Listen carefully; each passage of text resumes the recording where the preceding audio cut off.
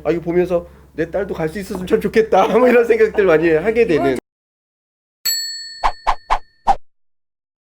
그럼 이렇게 영재 선발 과정을 거친 아이들의 교육 과정은 어떻게 이루어지고 있는지 교육 과정이 또 궁금하네요. 오늘 조사 많이 해오셨죠, 대표님? 근데 사실 네. 그 영재교육원의 실질적인 뭐 커리큘럼이나 이런 게 많이 공개되어 네. 있지는 않더라고요. 그런데 일부 그 다니는 학생들의 어떤 이야기라든지 아니면 여러 군데에서 올라온 글이라든지 일부 공개된 내용들을 보면 아까 말씀하신 것처럼 되게 프로젝트 기반의 수업이라든지 어떤 주제를 주고 아이들이 결과물을 만들어내는 어떤 형태의 수업들이 많이 이루어지고 있고요. 그런 수업을 진행하기 위해서 핵심 교과의 어떤 이론 교육, 강의 형태든 뭐 어떤 형태의 어떤 이론 교육과 그 이론을 바탕으로 한 프로젝트 수업, 그리고 거기에 대해서 한 학기를 마치고 결과물에 대한 어떤 제출 혹은 발표 이런 형식으로 수업들이 많이 진행돼서 아이들이 가만히 이제 수동적으로 받는 것과는 다른 형태의 교육들이 많이 진행되고 있는 것 같습니다.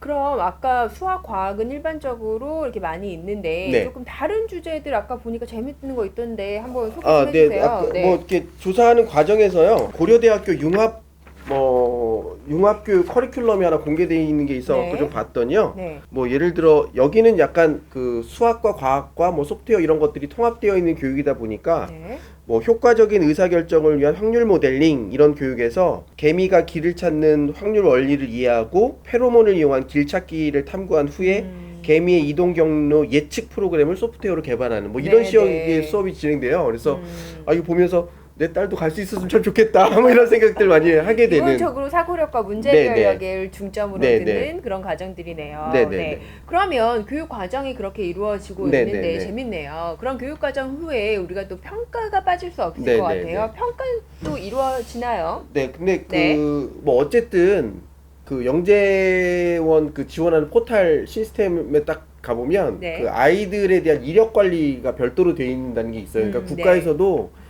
이 영재교육 시스템을 운영하면서 점점점 풀을 확인하는 거죠. 이 아이가 어떤 데서 영재교육을 받았고 어떤 식의 영재교육의 어떤 로드맵을 밟고 있는지 보는 것 같고요. 그러기 위해서 영재성 발달 기록부라고 하는 어떤 별도의 기록이 있는 것 같아요. 그래서 거기에서 선생님들이 이 아이의 어떤 활동 결과물들 이런 것들을 누적 기록하고 그것들을 통합 시스템을 누가 관리하는 그런 식으로 되는 것 같습니다. 그 발달 기록부는 일반적인 학부모님들도 다 열람하실 수가 있으시고요. 그 다음에 일반적인 학교의 생활 기록부와 유사하게 이 안에는 문제 해결 능력이라든지 과제 집착력이라든지 본인의 사고력과 창의력들을 선생님 종합적으로 누가 기록하시는 네. 형태의 지금 학생 관리 툴이라고 좀 보시면 될 것 같습니다.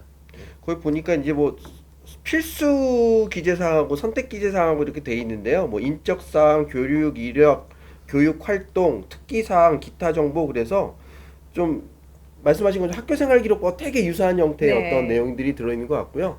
영재 학교, 그러니까 우리가 보통 이제 그 과고 가기 전에 먼저 영재고 이런 데를 보니까 거기는 학교생활 기록부랑 거의 유사한 것 같아요. 근데 아무래도 영재고 같은 경우는 중등교육기관의 법, 아까 처음에 얘기했던 것처럼 그 법이 아닌 다른 법에서 된 거기 때문에 학교생활기록부 기록하는 것도 되게 좀 다르더라고요. 그래서 뭐 세특의 글자 수 제한이 없고 어차피 얘네 커리큘럼 자체가 뭐 실험이라든지 이런 것들을 많이 하는 애들이니까 우리 일반 애들은 학교생활기록부에 논문이나 이런 것들 못 쓰게 돼 있잖아요. 근데 영재고는 그런 것도 다 기재하게 되어 있고 점수도 우리는 뭐 1등급에서 9등급까지 적고 뭐 원점수 표준 점수 뭐 이렇게 돼 있는데 거기는 대학처럼 A 풀에서 뭐 이렇게 A0 뭐 A 마이너 이런 식이 되고 학점도 평점으로 나온대요 대학처럼. 그래서 영재고는 거의 대학 수준의 어떤 그런 평가와 기록 체계를 갖고 있는 게 아닌가 그런 생각을 해봤습니다. 그래서 상급학교가 좋아합니다. 그렇죠. 네. 그것도 갑자기 궁금해지네요. 영재를 평가를 했을 때 정말 이 길러진 영재들도 네. 그 우리가 정말 타고난 영재만큼 뭐 창의력이나 사고력에서 훨씬 더 높은 점수가 나올지 평가 기준이 그렇게 되는지가 궁금하네요. 아까 처음에 말씀하신 대로 길러진 영재도 당연히 네. 네. 좋은 성과가 나오겠지만 본인의 자질과 네. 그 다음에 소질과 그 다음에 본인의 역량, 타고난 재능들이 같이 결합이 됐을 때 훨씬 더 좋은 결과가 나올 수 있겠죠. 네. 사실 그런 것 같아요. 그러니까 교육이라는 게 우리가 갖고 있는 부족한 면을 교육을 통해서 보완하거나 발전시키는 거잖아요. 그래서 비판적 사고력 그 타고난 비판적 사고력이 있는 것인가, 비판적 사고력이 길러질 수 있는 것인가, 창의력은 타고나는 것인가, 만들어질 수 있는 것인가. 뭐 교육이라는 관점에서 보면 다 성장 가능하죠. 성장 그러니까 가능하죠. 비판적 사고력도 방법에 의해서 아이들이 사고하는 어떤 ABCD를 정리해 주면 그 ABCD에 맞춰 사고하다 보면 비판적 사고력이 자유롭게 트레이닝 될 수 있다고 보여지고, 창의력도 뭐 트리지라고 하는 기법이라든지 여러 가지 창의력 향상 기법들이 있잖아요. 그런 걸로 보면 충분히 트레이닝을 통해서 길러질 수는 있으나, 아무래도 이제 그런 것들이 탁월한 영재와 비교했을 때는 아무래도 좀 이게 차이가 나지 않을까 하는 생각을 해봅니다. 네. 자, 이것도 궁금해요. 영재를 지도하고 평가하는 교육자, 네. 선생님, 네. 그분도 영재해야 될까요? 궁금하네요. 그거는 꼭 네. 영재해야 될 필요가 없죠. 네. 판단하는 툴이 있으니까. 네네네. 사실 수능을 채점하시거나 출제하시거나 가르치는 선생님들의 입장에서 모두가 다 전국의 1등 학생 이상의 선생님의 역량을 보유하고 있어야 되는 것 아닌 거와 마찬가지로 영재를 가르친다라고 하고 영재를 지도하고 평가한다라고 해서 그 영재의 수준을 꼭 능가해야 되는 건 아니죠. 네네네. 그럼 청출어람이 또 안 되겠습니다. 그렇죠. 그래서 네.